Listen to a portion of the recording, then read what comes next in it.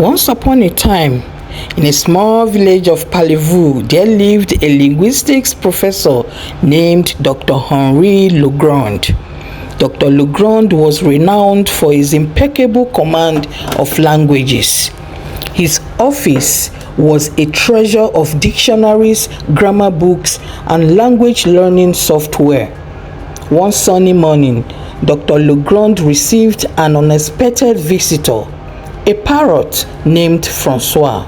François perched on the window, feathers ruffled and loud. "Bonjour, monsieur, parlez-vous français?" Dr. Legrand adjusted his spectacles and replied, "Ah, bonjour, François. Oui, je parle français. How can I assist you?" François flapped his wings excitedly. "I need your help, monsieur. You see, I've been attending soirees at Madame Fifi's salon, and the other parrots mock my language skills. They say my French is unpleasant." Dr. Legrand chuckled. "Fear not, my feathered friend. We shall remedy this. Let's begin with some basic phrases."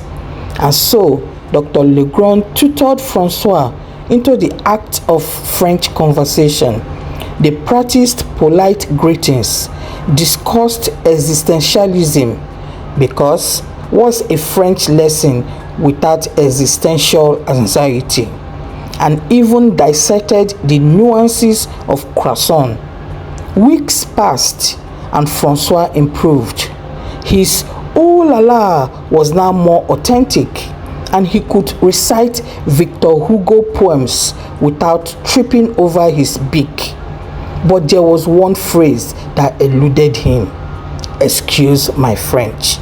"Why do humans say that?" François asked. "Is it because French is offensive?" Dr. Legrand leaned back in his chair and said, "Not quite. You see, excuse my French is an idiom.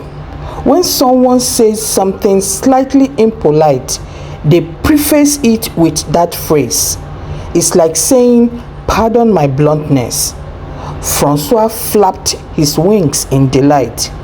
"Ah, I understand. So if I accidentally say something like, 'Sacre bleu, that worm tasted like merge,' you would follow it with 'Excuse my French,'" Dr. Legrand finished.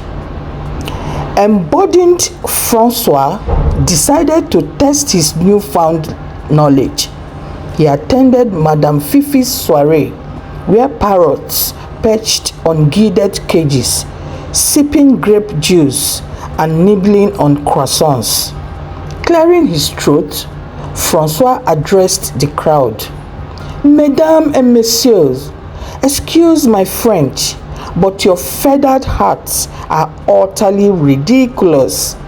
The parrots gasped, their beak dropping into their seed bowls. Madame Fifi fainted dramatically. François, however, stood tall, feeling très chic. From that day on, François became the life of the salon. He regaled everybody with his witty remarks, always prefaced by "Excuse my French." The other parrots admired his audacity, and even Madame Fifi recovered from her fainting spell. Whether you are a parrot or a professor, a dash of humor and a pinch of audacity can make any language delightful. Excuse my French, but life is better with a feathered hat and a well-timed noise.